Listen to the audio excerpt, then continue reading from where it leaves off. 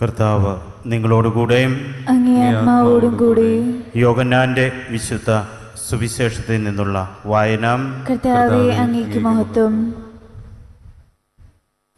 ആഴ്ചയുടെ ആദ്യ ദിവസമായ അന്ന് വൈകിട്ട് ശിഷ്യന്മാർ യഹൂദരെ ഭയന്ന് കതകടിച്ചിരിക്കെ യേശു വന്നവരുടെ മധ്യത്തിൽ നിന്ന് അവരോട് പറഞ്ഞു, നിങ്ങൾക്ക് സമാധാനം.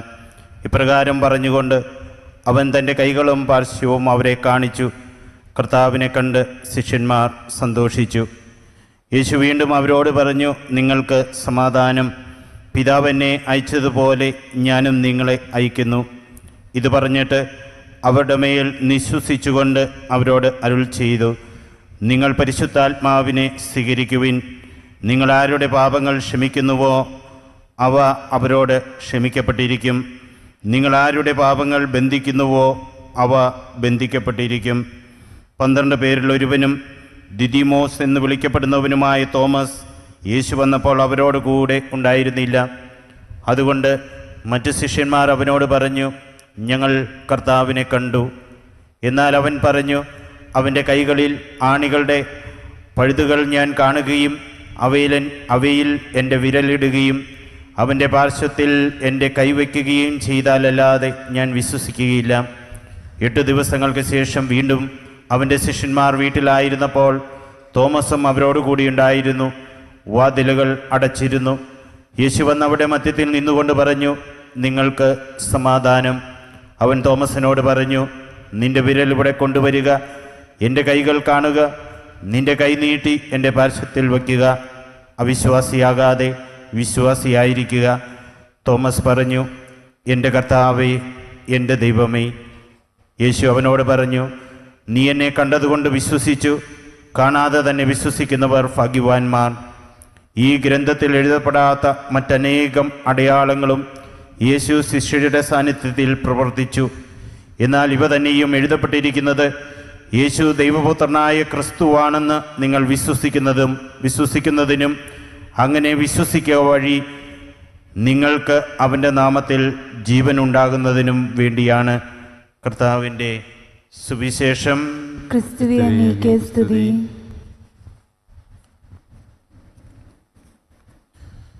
മിശിഹായിൽ സ്നേഹിക്കപ്പെട്ടവരെ, ഇന്ന് നാം കരുണയുടെ തിരുനാൾ ആഘോഷിക്കുകയാണ്. ഈ കരുണയുടെ തിരുനാൾ ആഘോഷിക്കുമ്പോൾ നമ്മുടെ ജീവിതത്തിൽ എത്രമാത്രം കർത്താവിൻ്റെ കരുണയോട് നമ്മൾ ചേർന്നിരിക്കണമെന്നാണ് സഭ നമ്മളെ പഠിപ്പിക്കുന്നത്. നമ്മൾ ഇന്നത്തെ സുവിശേഷത്തിലൂടെ കടന്നു പോകുമ്പോൾ സ്ലീഹന്മാർ ഈശോ കടന്നു വന്നുകൊണ്ട് ലോകമെങ്ങും പോയി സുവിശേഷം പ്രഘോഷിക്കുവാനും പരിശുദ്ധാത്മാവിനെ സ്വീകരിക്കുവാനുമൊക്കെ ഒരുക്കുന്നതായിട്ട് നമുക്ക് കാണുവാനായിട്ട് സാധിക്കും. സുവിശേഷം പറയുന്നൊരു കാര്യമുണ്ട്. ഈശോ വന്നപ്പോൾ അവരോടുകൂടെ തോമാസ് സ്ലീഹ ഇല്ലായിരുന്നു. ഞങ്ങൾ കർത്താവിനെ കണ്ടു എന്ന് പറഞ്ഞപ്പോഴവൻ പറഞ്ഞു, അവൻ്റെ തിരുമുറിവുകളിൽ ഞാൻ തൊട്ട് സ്പർശിച്ച് അത് കാണാതെ ഞാൻ വിശ്വസിക്കുകയില്ല.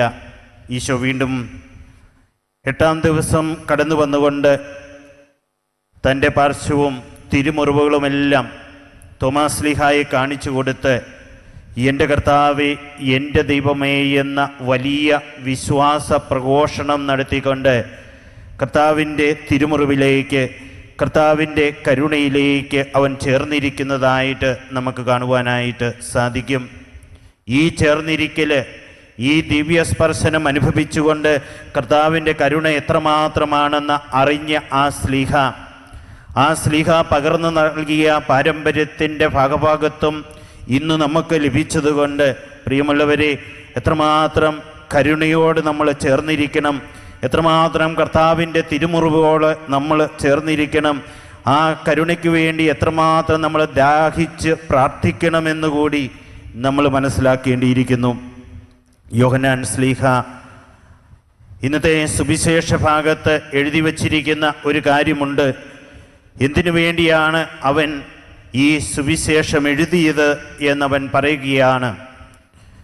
യേശു ദൈവപുത്രനായ ക്രിസ്തുവാണെന്ന് നിങ്ങൾ വിശ്വസിക്കുന്നതിനു വേണ്ടിയും അങ്ങനെ വിശ്വസിക്കുക നിമിത്തം നിങ്ങൾക്ക് അവൻ്റെ നാമത്തിൽ ജീവൻ ഉണ്ടാകുന്നതിനു വേണ്ടിയുമാണ്. അവൻ ഈ സുവിശേഷം അറിയിച്ചത് യേശു കർത്താവാണെന്ന് നാം മനസ്സിലാക്കുകയും വിശ്വസിക്കുകയും ഏറ്റുപറയുകയും ചെയ്യുന്നതിന് വേണ്ടിയാണ്. ഇങ്ങനെയുള്ള വിശ്വാസം, ഇങ്ങനെയുള്ള ഏറ്റുപറിച്ചൽ, ഇങ്ങനെയുള്ള പ്രഘോഷണം നമ്മുടെ ജീവിതത്തിൽ ഉണ്ടാകുമ്പോൾ യോഹന്നാൻ ശ്ലീഹ പറയുകയാണ്, അതുവഴി നിങ്ങൾക്ക് ജീവൻ ലഭ്യമാകും എന്ന്.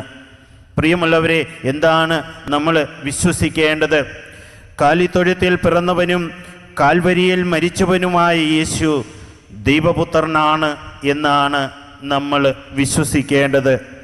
പടയാളികളാൽ പരഹാസ്യനായവൻ, ഒരു മരിക്കരുസിൽ തൂങ്ങി കൊല്ലപ്പെട്ടവനുമായ ക്രിസ്തു ദൈവപുത്രനാണ് എന്ന വലിയ സത്യമാണ് പ്രിയമുള്ളവരെ നമ്മൾ വിശ്വസിക്കേണ്ടത്. ഒരു കുഴിമാടത്തിൽ അടക്കം ചെയ്തവനും എന്നാൽ ആ കുഴിമാടത്തെ തകർത്ത് ഉയർത്തെഴുന്നേറ്റവനുമായ ക്രിസ്തു, അവൻ ദൈവപുത്രനാണ് എന്ന വലിയ സത്യം അത് നമ്മൾ ജീവിതത്തിൽ ഏറ്റെടുക്കണം. അത് നമ്മൾ ജീവിതത്തിൻ്റെ ഭാഗമായി വിശ്വസിക്കണം. അത് നമ്മൾ പ്രഘോഷിക്കണം. അതുവഴി നമ്മൾ ജീവൻ പ്രാപിക്കണമെന്നാണ് കർത്താവ് ആഗ്രഹിക്കുന്നത്. അങ്ങനെ ഉയർത്തെഴുന്നേറ്റവനായ ക്രിസ്തുവിനെ അറിഞ്ഞ് അവനിൽ വിശ്വസിച്ചാൽ ഈ ലോകത്തിലെ കുഴിമാടങ്ങൾക്കൊന്നും നമ്മളെ അടക്കി നിർത്തുവാനായിട്ട് സാധിക്കുകയില്ല. അതിനപ്പുറമുള്ളൊരു ജീവനുണ്ട്. നിത്യജീവൻ്റെ ആ നാട്ടിലേക്ക് കർത്താവ് നമ്മെ കൈപിടിച്ചുയർത്തും. അതുകൊണ്ടാണ് വിശുദ്ധ യോഹന്നാൻ ശ്ലീഹ സുവിശേഷത്തിലെ കർത്താവ് പ്രവർത്തിച്ച കാര്യങ്ങളെല്ലാം വളരെ വ്യക്തമായിട്ട് നമുക്ക് മുമ്പിൽ എഴുതി വച്ചിരിക്കുന്നത്. പ്രിയമുള്ളവരെ, ഈ ലോകത്തിലെ നമ്മുടെ ആഗ്രഹങ്ങളുടെ സഫലീകരണമോ സമ്പത്തോ അല്ലെങ്കിൽ ഈ ലോകത്ത് നമുക്കുണ്ടായിരിക്കേണ്ട ആരോഗ്യമോ നമ്മുടെ തടസ്സങ്ങളും നമ്മുടെ ബന്ധനങ്ങളുമെല്ലാം മാറിപ്പോകുന്നതോ അല്ല. അതിനപ്പുറത്തേക്ക് നിത്യതയുടെ ഒരു ജീവനുണ്ട്. കർത്താവിന് മാത്രം നമുക്ക് നൽകുവാൻ സാധിക്കുന്ന ഈ ലോകത്തിലെ കുഴിമാടങ്ങളെ അതിജീവിച്ചുകൊണ്ട് നിത്യതയുടെ നാട്ടിലേക്ക് കർത്താവിൻ്റെ കരങ്ങൾ പിടിച്ച് കടന്നു പോകുവാൻ കഴിയുന്ന ഒരു വിശ്വാസിയുടെ നിത്യജീവനുണ്ട്.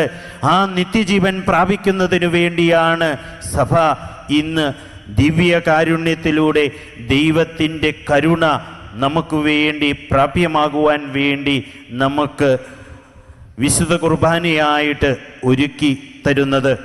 പ്രിയമുള്ളവരെ, കർത്താവായ യേശു ക്രിസ്തുവിൽ വിശ്വസിക്കുകയാണെങ്കിൽ അവനെ ഹൃദയത്തിൽ ഏറ്റെടുത്തുകൊണ്ട് അവൻ്റെ ഹൃദയത്തിൽ നിന്ന് ഒഴുകിയിറങ്ങുന്ന തിരുരക്തം കൊണ്ട് നമ്മുടെ ജീവിതത്തെ കഴുകി വിശുദ്ധീകരിക്കുവാനായിട്ട് നമ്മൾ വിശുദ്ധ കുർബാനയിൽ നമ്മൾ കുംഭസാരത്തിലൊക്കെ കർത്താവിൻ്റെ ആ വലിയ കരുണയെപ്പറ്റി മനസ്സിലാക്കിക്കൊണ്ട് ആ കരുണയോട് നമ്മൾ ചേർന്നിരുന്നാൽ തീർച്ചയായിട്ടും നമുക്ക് ലഭിക്കുന്നത് ആ നിത്യ ജീവനാണ്.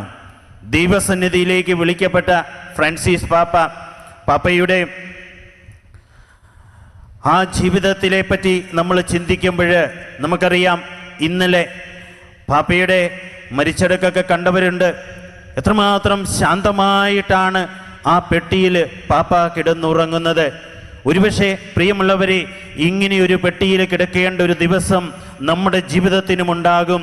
ശാന്തമായി സമാധാനത്തോടെ സന്തോഷത്തോടെ ഒരു പുഞ്ചിരിയോടെ ഈ ലോകത്തിൽ നിന്ന് നമ്മൾ വിടവാങ്ങണമെങ്കിൽ കർത്താവിൻ്റെ കരുണയിൽ നമ്മൾ ആശ്രയിക്കുന്നവരായിരിക്കണം. കർത്താവിൻ്റെ കരുണയിൽ ശരണപ്പെട്ടുകൊണ്ട് ഓരോ നിമിഷവും ജീവിതത്തിൽ മുന്നോട്ട് പോകുകയാണെങ്കിൽ നമ്മുടെ മരണസമയത്ത് നിത്യതയുടെ കവാടങ്ങൾ കർത്താവ് നമുക്ക് തുറന്നിട്ട് തരുമെന്ന് വിശുദ്ധ ഫൗസ്റ്റീനായോട് കർത്താവ് ഉറപ്പ് കൊടുക്കുന്നത് അവളുടെ ഡയറി കുറിപ്പുകളിൽ നമുക്ക് കാണുവാനായിട്ട് സാധിക്കും. ഫ്രാൻസിസ് പാപ്പ കരുണയുടെ ദൈവമുഖമുള്ള ഒരു മാർപ്പാപ്പയായിരുന്നു. പാവപ്പെട്ടവരോടും പരിത്യക്തരോടും പാർശ്വവൽക്കരിക്കപ്പെട്ടവരോടുമൊക്കെ കരുണ കാണിക്കണമെന്ന് ഇത്രയും വാശി പിടിച്ച ഒരു പാപ്പ. പ്രിയമുള്ളവരെ, ഈശോയുടെ കരുണയുടെ വഴികൾ പ്രഘോഷിക്കപ്പെടണമെന്ന് ഇത്രയും വാശി പിടിച്ച ഒരു പാപ്പ. പരസ്പരം കരുണ കാണിക്കണമെന്ന് ലോകത്തോട് വിളിച്ചു പറഞ്ഞ ഒരു പാപ്പ. ആ പാപ്പ ദൈവകരുണയുടെ ഒരു മധ്യസ്ഥനായിരുന്നു. ദൈവകരുണയാണ് പാപ്പയുടെ ജീവിതത്തിലുടനീളം അവൻ പ്രഘോഷിച്ചത്. പ്രിയമുള്ളവരെ, വിശുദ്ധ ഫൗസ്റ്റീനായുടെ ഡയറി കുറിപ്പുകളിൽ കർത്താവ് അവർക്ക് വെളിപ്പെടുത്തി കൊടുത്ത ഒരുപാട് കാര്യങ്ങളുണ്ട്. ജീവിതത്തിൽ നമ്മൾ എപ്രകാരമുള്ളൊരു ജീവിതം നയിക്കുന്നത് വഴിയാണ് കർത്താവിൻ്റെ കരുണ നമ്മളിലേക്ക് ഒഴുകപ്പെടുന്നത് എന്ന് വിശുദ്ധ ഫൗസ്റ്റീനായുടെ ഡയറി കുറിപ്പുകളിൽ കർത്താവ് തന്നെ പല പ്രാവശ്യം പലതവണയായിട്ട് അവൾക്ക് കാണിച്ചു കൊടുത്ത കാര്യങ്ങളാണ്. അതിൽ പ്രധാനമായിട്ടും 5 കാര്യങ്ങൾ കർത്താവിൻ്റെ കരുണ നമ്മുടെ ജീവിതത്തിലേക്ക് ഒഴുക്കപ്പെടണമെങ്കിൽ നമ്മൾ ചെയ്യണമെന്ന് ഫൗസ്റ്റീനായ്ക്ക് വെളിപ്പെടുത്തി കൊടുത്തിട്ടുണ്ട്.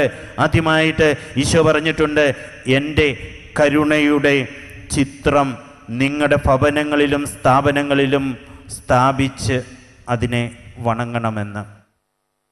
ആ ചിത്രത്തിലേക്ക് നോക്കുമ്പോൾ അതിലൂടെ ഒഴുകിയിറങ്ങുന്ന കർത്താവിൻ്റെ കരുണയുടെ തിരുമുഖം, ആ തിരുഹൃദയത്തിൽ നിന്ന് ഒഴുകിയിറങ്ങുന്ന തിരുരക്തവും തിരുജലവും കൂദാശകളായിട്ട് നമ്മളെ കർത്താവിൻ്റെ കരുണയിലേക്ക് ചേർത്ത് പിടിക്കുന്നൊരു മുഖമുണ്ട്. പ്രിയമുള്ളവരെ, ആ ചിത്രം വണങ്ങുന്നത് വഴി അനേകം പേരാണ് കർത്താവിൻ്റെ കരുണയിലേക്ക് ചേർക്കപ്പെടുന്നത്. രണ്ടാമതായിട്ട് ഈ ഡയറി കുറിപ്പുകളിൽ നമുക്ക് കാണുവാൻ സാധിക്കുന്ന ഒരു കാര്യമാണ് കരുണയുടെ കൊന്ത ചൊല്ലി പ്രാർത്ഥിക്കണമെന്ന്. ഒരുപാട് പേരാണ് ഇപ്പോൾ ഇത് ജീവിതത്തിൽ ഏറ്റെടുത്ത്, കർത്താവേ നിൻ്റെ കരുണ എൻ്റെ ജീവിതത്തിലേക്ക്, എൻ്റെ കുടുംബത്തിലേക്ക്, ഞാൻ ആയിരിക്കുന്ന അവസ്ഥയിലേക്ക് പകർന്നു തരണമേ എന്ന് പ്രാർത്ഥിച്ചുകൊണ്ട്, മുട്ടുമേലായിരുന്നു കൊണ്ട്, കരങ്ങൾ ഉയർത്തിപ്പിടിച്ചുകൊണ്ട് കർത്താവിൻ്റെ കരുണയ്ക്ക് വേണ്ടി പ്രാർത്ഥിക്കുന്ന കുടുംബങ്ങൾ, വ്യക്തികൾ നമ്മുടെ ജീവിതത്തിൽ ഉടനീളം പ്രിയമുള്ളവരെ നമുക്ക് കാണുവാനായിട്ട് സാധിക്കും. മൂന്നാമതായിട്ട് ഫൗസ്റ്റീനായുടെ ഡയറി കുറിപ്പിൽ പറയുന്നൊരു കാര്യമുണ്ട്. കർത്താവിൻ്റെ കരുണയുടെ തിരുനാളിന് ഒരുക്കമായിട്ടും മറ്റു സമയത്തുമൊക്കെ കരുണയുടെ നൊവേന ചൊല്ലി നമ്മൾ പ്രാർത്ഥിക്കണമെന്ന്.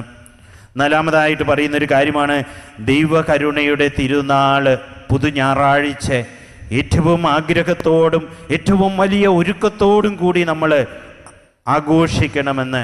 അതിൽ പറയുന്ന ഒരു കാര്യമാണ് കുമ്പസാരിച്ച് കുർബാന തീർച്ചയായിട്ടും നമ്മൾ സ്വീകരിക്കണമെന്ന്. ഒരുപക്ഷെ നമുക്ക് കുമ്പസാരിക്കുവാനുള്ള അവസരങ്ങളില്ല എങ്കിൽ, പാപങ്ങൾ നമ്മുടെ ജീവിതത്തിലേക്ക് കടന്നു വന്നിട്ടുണ്ടെങ്കിൽ, ഈ ആഴ്ചയിൽ ഏതെങ്കിലും ഒരു ദിവസം പ്രത്യേകമായിട്ട് ദൈവകരുണയ്ക്ക് വേണ്ടി പ്രാർത്ഥിച്ചുകൊണ്ട് കുമ്പസാരക്കൂട്ടിലേക്ക് എത്തുവാനായിട്ട് നമുക്ക് ശ്രമിക്കാം. അഞ്ചാമതായിട്ട് വിശുദ്ധ ഫൗസ്റ്റീനായുടെ കർത്താവ് പകർന്നു കൊടുത്ത, കർത്താവ് വെളിപ്പെടുത്തി കൊടുത്ത ഈ ഡയറി കുറിപ്പുകൾ പ്രചരിപ്പിക്കണമെന്ന് കർത്താവ് ആഗ്രഹിക്കുന്നു. പ്രിയമുള്ളവരെ, ഈ ഡയറി കുറിപ്പിലൂടെ നമ്മൾ കടന്നു പോകുമ്പോൾ, ഈ ഡയറി കുറിപ്പിൽ കർത്താവ് എഴുതി വെച്ച് പ്രചരിപ്പിക്കുവാനായിട്ട് ആഗ്രഹിക്കുന്ന ചില കാര്യങ്ങളുണ്ട്. അത് ഈ ഡയറി കുറിപ്പിൽ നിന്ന് നമുക്ക് മനസ്സിലാക്കുവാൻ സാധിക്കുന്ന ഒരു എ, ഒരു ബി, ഒരു സി, ഒരു ഡി ഉണ്ട്. അതാ എ എന്ന് പറഞ്ഞാൽ ആസ്ക് ഫോർ മേഴ്സി. കർത്താവിൻ്റെ കരുണയ്ക്ക് വേണ്ടി ആഗ്രഹിച്ച് തീഷ്ണതയോടുകൂടി നമ്മൾ പ്രാർത്ഥിക്കണം. കരങ്ങൾ ഉയർത്തി കരുണയുടെ കൊന്ത ചൊല്ലി തീഷ്ണതയോടെ കർത്താവേ കരുണ തോന്നണമേ എന്ന് നമ്മൾ പ്രാർത്ഥിക്കണം. ജീവിതത്തിൽ ദൈവിക സാന്നിധ്യത്തിൽ എത്തുമ്പോൾ, ദിവ്യ കാരുണ്യത്തിലൂടെ ഈശോ നമ്മുടെ നാവിലേക്ക് കടന്നു വരുമ്പോൾ, കർത്താവിൻ്റെ തിരുശരീരവും തിരുരക്തവും വൈദികൻ ഉയർത്തുമ്പോഴൊക്കെ നമ്മുടെ പ്രാർത്ഥന ഇതായിരിക്കണം. പ്രിയമുള്ളവരെ, കർത്താവേ നിൻ്റെ കരുണ എന്നിൽ വർഷിക്കണമേ എന്ന്. ഒരുപക്ഷെ ഇന്നലകളുടെ ഭൂതകാലങ്ങളുടെ സ്മരണകളിൽ കർത്താവിൻ്റെ കരുണയിൽ നിന്നൊക്കെ വേർപിരിഞ്ഞ് ഓടിയകന്ന് കർത്താവിൻ്റെ കരുണ എനിക്ക് ആവശ്യമില്ല എന്ന് നമ്മുടേതായ വ്യക്തിപരമായ സ്വാർത്ഥതയുടെ കാര്യങ്ങളിൽ ഏർപ്പെട്ടുകൊണ്ട് കടന്നുപോയ കുറേ ചരിത്രം നമ്മുടെ ജീവിതത്തിൽ ഉണ്ടായിരിക്കാം. എന്നാൽ ഇന്ന് നീ കർത്താവായ യേശു ക്രിസ്തുവിനെ അറിഞ്ഞുകൊണ്ട് അവൻ്റെ കരുണയെപ്പറ്റി മനസ്സിലാക്കുമ്പോൾ, കർത്താവേ കരുണയായിരിക്കണമേ എന്ന് പ്രാർത്ഥിക്കുവാനായിട്ട് നമുക്ക് ശ്രമിക്കാം. ഒരുപക്ഷെ ദൈവകരുണയുടെ സമീപത്തേക്ക് നമ്മൾ നമ്മുടെ കുടുംബത്തിൽ, നമ്മളായിരിക്കുന്ന അവസ്ഥയിൽ, നമ്മുടെ യാത്രാമധ്യയിൽ നമ്മൾ എന്തെങ്കിലുമൊക്കെ കാര്യങ്ങളൊക്കെ ചെയ്തുകൊണ്ട് നടക്കുമ്പോഴുമൊക്കെ ഈ ദിവ്യകാരുണ്യത്തിൽ ചരിക്കുവാനായിട്ട് നമുക്ക് സാധിക്കും. രണ്ടാമതായിട്ട് ബി ഫോർ ബീയിങ് മേഴ്സിഫുൾ. കരുണയുള്ളവർ ഭാഗ്യവാന്മാർ, അവർക്ക് കരുണ ലഭിക്കുമെന്ന വചനം ഹൃദയത്തോട് ചേർത്ത് വെച്ചുകൊണ്ട് നമ്മുടെ ജീവിതത്തിൽ കരുണ കാണിക്കുവാനായിട്ട് നമുക്ക് ശ്രമിക്കാം. ഒരുപക്ഷെ നേരത്തെ പരാമർശിച്ചതും പറഞ്ഞതുമായ 5 കാര്യങ്ങൾ നമ്മൾ ജീവിതത്തിൽ നമ്മൾ കാണിക്കുന്നുണ്ടാവാം. നമ്മൾ ആ ഛായാചിത്രത്തെ വണങ്ങുന്നുണ്ടാവാം, കരുണയുടെ കൊന്ത ചെല്ലുന്നുണ്ടാവാം, കരുണയുടെ തിരുനാളും നൊവേനയും നമ്മൾ ആഘോഷിക്കുന്നുണ്ടാവാം, പ്രാർത്ഥിക്കുന്നുണ്ടാവാം. നമ്മൾ തീർച്ചയായിട്ടും വിശുദ്ധ ഫൗസ്റ്റീനായുടെ ഡയറി കുറിപ്പുകൾ പ്രചരിപ്പിക്കുന്നുണ്ടാവാം. എന്നാൽ ഒരൊറ്റ കാര്യം ചെയ്തില്ലെങ്കിൽ എല്ലാം വ്യർത്ഥമായി പോകും. കരുണ, മറ്റുള്ളവരോട് കാണിക്കേണ്ടതായ കരുണ. അതുകൊണ്ടാണ് വചനം നമ്മളെ പഠിപ്പിക്കുന്നത്, സ്വർഗസ്ഥനായ നിങ്ങളുടെ പിതാവ് കരുണയുള്ളവനായിരിക്കുന്നത് പോലെ നിങ്ങളും കരുണയുള്ളവരായിരിക്കുവിൻ എന്ന്. പ്രിയമുള്ളവരെ, ജീവിതത്തിൽ ജീവിത പങ്കാളിയോട് കാണിക്കേണ്ട ഒരു കരുണയുണ്ട്. ഞാനെന്ന ഭാവം വെടിഞ്ഞ് ഞാനാണ് ശരിയെന്ന ഭാവങ്ങളൊക്കെ വിട്ടുകൊണ്ട് സ്നേഹത്തിൽ അധിഷ്ഠിതമായിട്ട് ചേർത്ത് പിടിക്കുന്ന ഒരു സ്നേഹമുണ്ട്. ചേർത്ത് പിടിക്കുമ്പോൾ മാത്രം കാണിക്കുന്ന ഒരു സ്നേഹമുണ്ട്. അർഹിക്കാത്തവന് കൊടുക്കുന്ന സ്നേഹത്തിൻ്റെ പേരാണ് കരുണ. ഒരുപക്ഷെ നമ്മുടെ ജീവിത പങ്കാളിയോട് കരുണ കാണിക്കുവാനുള്ള ഒരർഹതയും അവനോ അവൾക്കോ ഇല്ലായിരിക്കും. ഇങ്ങനെയുള്ളൊരു ജീവിതം, അർഹിക്കപ്പെടാത്തൊരു ജീവിതം കർത്താവിൻ്റെ മുമ്പിലേക്ക് സമർപ്പിച്ചുകൊണ്ട് എല്ലാ ദിവസവും നമ്മളും പ്രാർത്ഥിക്കാറുണ്ട്, കർത്താവേ കരുണയായിരിക്കണമേ എന്ന്. അർഹിക്കാത്ത നമ്മൾക്ക് ദൈവം കരുണ വാഗ്ദാനം ചെയ്തിട്ടുണ്ടെങ്കിൽ, കരുണ ദൈവം പകർന്നു തന്നിട്ടുണ്ടെങ്കിൽ, നമ്മളും തീർച്ചയായിട്ടും ഈ കരുണ ജീവിത പങ്കാളിയോട്, മാതാപിതാക്കളോട്, സഹോദരങ്ങളോട്, കുഞ്ഞുങ്ങളോട്, സുഹൃത്തുക്കളോട്, നമ്മുടെ ജീവിതാവസ്ഥയിൽ നമ്മുടെ ജീവിതത്തിലേക്ക് കടന്നു വരുന്നവരോടൊക്കെ കാണിക്കേണ്ടിയിരിക്കുന്നു. പ്രിയമുള്ളവരെ, ഇത് കാണിക്കുക വഴിയാണ് കർത്താവിൻ്റെ കരുണ നമ്മുടെ ജീവിതത്തിലേക്ക് ഒഴുകിയെത്തുക. ഇത് കാണിക്കാൻ നമുക്ക് സാധിക്കുന്നില്ലെങ്കിലാണ് കുമ്പസാരക്കൂടിൻ്റെ മുമ്പിൽ വിങ്ങിപ്പൊട്ടി കർത്താവേ കരുണയായിരിക്കണമേ എന്ന് നമ്മൾ പ്രാർത്ഥിക്കേണ്ടത്. മൂന്നാമതായിട്ട് നമ്മൾ C four completely trust in the divine mercy, ദിവ്യകാരുണ്യ ആരാധന. ഒരുപക്ഷെ നമ്മുടെ നിത്യാരാധന ചാപ്പലിൻ്റെ ഉള്ളിലേക്കൊക്കെ നമുക്ക് കടക്കുവാൻ സാധിക്കാത്ത വിധം അനേകം പേര് വന്ന് മുട്ടുകുത്തി കരങ്ങൾ വിരിച്ചു പിടിച്ചുകൊണ്ട് കർത്താവെ കരുണയായിരിക്കണമേ എന്ന് പ്രാർത്ഥിക്കുന്നുണ്ട്. പ്രിയമുള്ളവരെ, ദിവ്യകാരുണ്യ സന്നിധിയിൽ നമ്മൾ ഒരല്പം നേരമെങ്കിലും, കർത്താവ് ആഗ്രഹിക്കുന്നത് 10%. കർത്താവ് ആഗ്രഹിക്കുക 24 മണിക്കൂറിൻ്റെ 10% എനിക്ക് വേണമെന്നാണ് കർത്താവ് ആഗ്രഹിക്കുന്നത്. ഇതൊക്കെ കൊടുക്കുവാൻ പറ്റില്ലെങ്കിലും നമ്മൾ കുറച്ച് സമയം, ഒരു 10 മിനിറ്റ്, ഒരു അരമണിക്കൂർ ദിവ്യകാരുണ്യ സന്നിധിയിൽ ആഴ്ചയിൽ 1-2 ദിവസങ്ങളിലെങ്കിലും വന്നിരുന്നു കൊണ്ട് നമ്മുടെ ജീവിതത്തെ, നമ്മുടെ കുടുംബത്തെ, നമ്മളായിരിക്കുന്ന അവസ്ഥകളെയൊക്കെ സമർപ്പിച്ചുകൊണ്ട് ആ അവസ്ഥകളിലേക്ക് കർത്താവേ കരുണയൊഴുക്കണമേ എന്ന് നമുക്ക് പ്രാർത്ഥിക്കാം.